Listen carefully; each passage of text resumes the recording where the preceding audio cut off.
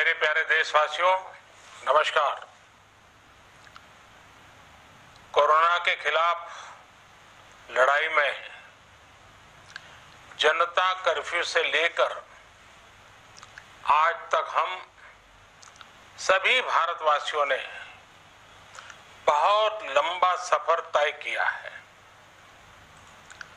समय के साथ आर्थिक गतिविधियों में भी धीरे धीरे तेजी नजर आ रही है। हम में से अधिकांश लोग अपनी जिम्मेदारियों को निभाने के लिए, फिर से जीवन को गति देने के लिए रोज घरों से बाहर निकल रहे हैं। त्योहारों के इस मौसम में बाजारों में भी रौनक धीरे धीरे लौट रही है, लेकिन हमें ये भूलना नहीं है कि लॉकडाउन भले चला गया हो, वायरस नहीं गया है। बीते 7-8 महीनों में प्रत्येक भारतीय के प्रयास से भारत आज जिस संभली हुई स्थिति में है, हमें उसे बिगड़ने नहीं देना है और अधिक सुधार करना है। आज देश में रिकवरी रेट अच्छी है, फैटेलिटी रेट कम है। भारत में जहां प्रति 10 लाख जनसंख्या पर करीब 5,500 लोगों को कोरोना हुआ है, वहीं अमेरिका और ब्राजील जैसे देशों में ये आंकड़ा 25,000 के करीब है। भारत में प्रति 10 लाख लोगों में मृत्यु दर 83 है, जबकि अमेरिका, ब्राजील, स्पेन, ब्रिटेन जैसे अनेक देशों में ये आंकड़ा 600 के पार है। दुनिया के साधन संपन्न देशों की तुलना में भारत अपने ज्यादा से ज्यादा नागरिकों का जीवन बचाने में सफल हो रहा है। आज हमारे देश में कोरोना मरीजों के लिए 90 लाख से ज्यादा बेड्स की सुविधा उपलब्ध है। 12,000 क्वारंटाइन सेंटर्स है। कोरोना टेस्टिंग की करीब 2,000 लैब्स काम कर रही है। देश में टेस्ट की संख्या जल्द ही 10 करोड़ के आंकड़े को पार कर जाएगी। कोविड महामारी हमारी एक बड़ी ताकत रही है। सेवा परमो धर्म के मंत्र पर चलते हुए हमारे डॉक्टर, हमारे नर्सेज, हमारे हेल्थ वर्कर्स, हमारे सुरक्षाकर्मी और भी सेवा के भाव से काम करने वाले लोग इतनी बड़ी आबादी की निस्वार्थ सेवा कर रहे हैं। इन सभी प्रयासों के बीच ये समय लापरवाह होने का नहीं है। ये समय ये मान लेने का नहीं है कि कोरोना चला गया या फिर अब कोरोना से कोई खतरा नहीं है।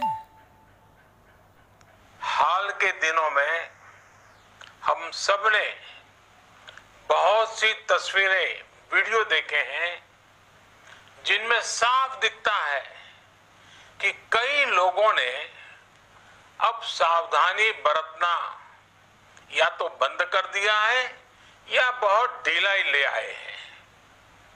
ये बिल्कुल ठीक नहीं है।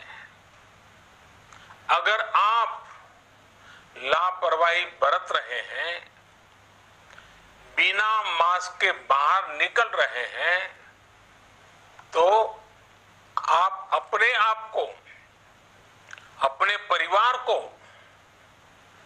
अपने परिवार के बच्चों को, बुजुर्गों को उतने ही बड़े संकट में डाल रहे हैं।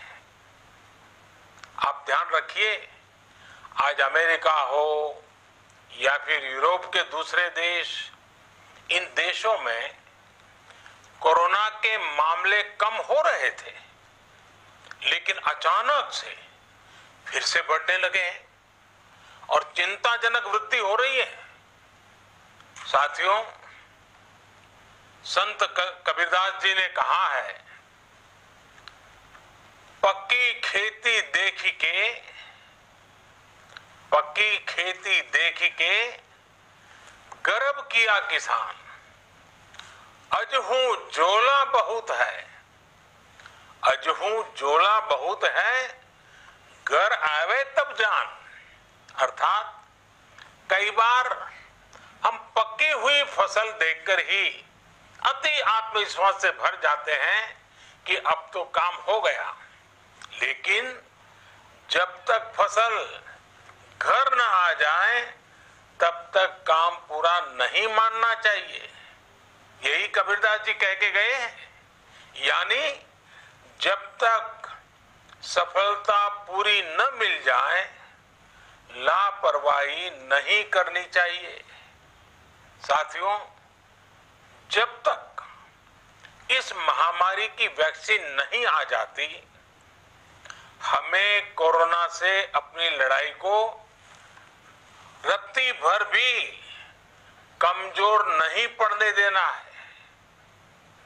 बरसों बाद हम ऐसा होता देख रहे हैं कि मानवता को बचाने के लिए युद्ध स्तर पर पूरी दुनिया में काम हो रहा है। अनेक देश इसके लिए काम कर रहे हैं। हमारे देश के वैज्ञानिक भी वैक्सीन के लिए जी जान से जुटे हैं। भारत में अभी कोरोना की कई वैक्सीन पर काम चल रहा है। इनमें कुछ एडवांस स्टेज पर है, आशास्पद स्थिति दिखती है। साथियों, कोरोना की वैक्सीन जब भी आएगी, वो जल्द से जल्द प्रत्येक भारतीय तक कैसे पहुंचे, इसके लिए भी सरकार की तैयारी जारी है। एक एक नागरिक तक वैक्सीन पहुंचे, इसके लिए तेजी से काम हो रहा है। साथियों, रामचरितमानस में बहुत ही शिक्षाप्रद बातें हैं, सीखने जैसी बातें हैं, लेकिन साथ साथ अनेक प्रकार की चेतावनियां भी हैं। जैसे रामचरितमानस में बहुत बड़ी बात कही गई है, रिपु रुज पावक पाप, रिपु रुज पावक पाप, प्रभु अहि गनीय न छोट करी। अर्थात आग, शत्रु, पाप यानी कि गलती और बीमारी, इन्हें कभी छोटा नहीं समझना चाहिए। जब तक इनका पूरा इलाज न हो जाए, इन्हें हल्के में नहीं लेना चाहिए। इसलिए याद रखिए, जब तक दवाई नहीं तब तक ढिलाई नहीं। त्योहारों का समय हमारे जीवन में खुशियों का समय है, उल्लास का समय है। एक कठिन समय से निकलकर हम आगे बढ़ रहे हैं। थोड़ी सी लापरवाही हमारी गति को रोक सकती है, हमारी खुशियों को धूमिल कर सकती है। जीवन की जिम्मेदारियों को निभाना और सतर्कता, ये दोनों साथ साथ चलेंगे, तभी जीवन में खुशियां बनी रहेगी। 2 गज की दूरी, समय समय पर साबुन से हाथ धुलना और मास्क लगाना, इसका ध्यान रखिए। और मैं आप सबसे करबद्ध प्रार्थना करता हूं, आपको मैं सुरक्षित देखना चाहता हूं, आपके परिवार को सुखी देना चाहता हूं। ये त्योहार आपके जीवन में उत्साह और उमंग भरे, ऐसा वातावरण चाहता हूं। और इसलिए मैं बार बार हर देशवासी से आग्रह करता हूं। मैं आज अपने मीडिया के साथियों से भी, सोशल मीडिया में जो सक्रिय हैं उन लोगों से भी बड़े आग्रह से कहना चाहता हूं कि आप जागरूकता लाने के लिए, इन नियमों का पालन करने के लिए जितना जन जागरण अभियान करेंगे, ये आपकी तरफ से देश की बहुत बड़ी सेवा होगी। आप जरूर हमें साथ दीजिए, देश के कोटि कोटि जनों को साथ दीजिए। मेरे प्यारे देशवासियों, स्वस्थ रहिए, तेज गति से आगे बढ़िए और हम सब मिलकर के देश को भी आगे बढ़ाएं। इन्हीं शुभकामनाओं के साथ नवरात्र, दशहरा, ईद, दीपावली, छठ पूजा, गुरु नानक जयंती समेत सभी त्योहारों की सभी देशवासियों को एक बार फिर से बहुत बहुत बधाई देता हूं।